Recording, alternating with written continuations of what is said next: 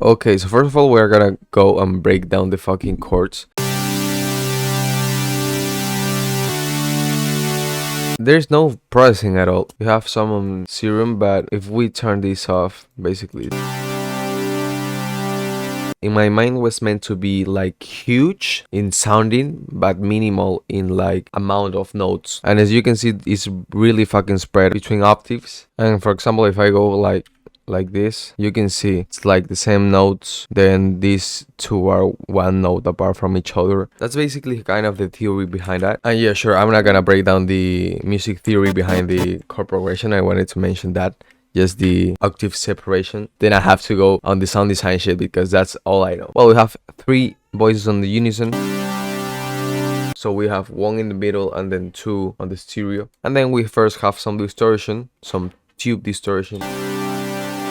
Then we have some phaser following these parameters, and then some OTT. And by the way, these presets are gonna be on the Discord server, and if you wanna figure out how you can join the Discord, go hit the link down below. And of course, all the FLP with the whole processing and the whole master and shit is on the Patreon. The only thing I have on the post processing is only a EQ, getting rid of the lows. That's it.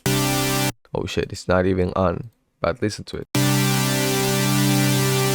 If I go like, there's some muddiness. Then we have this ARP. There's a thing FL Studio has, and it's this arpeggiator. We have here to set the fucking time to 1 step, 2 step, half step, and so on. You can go up, down, up and down, and I don't know what the fuck that means. And then what I did, it's put the range to 2. Basically, it's going to oscillate between 2 octaves. I use it for that, only 3 notes for each chord, so you have that rhythm going. And basically the sound design is just with a saw wave. Then we have 5 voices on the unison. Then we have oscillator B with some square wave, that if you want to check where that is on the analog basic shapes, and it's gonna appear like that, and you will go like between your waves, and here is the square wave.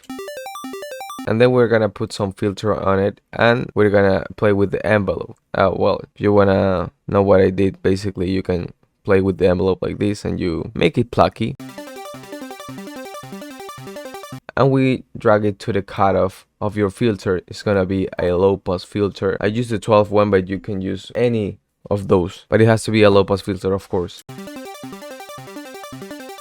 And if it doesn't sound like this, is because you have to turn this on, you know, A and B. After that, you have some distortion going, some phaser, some compression.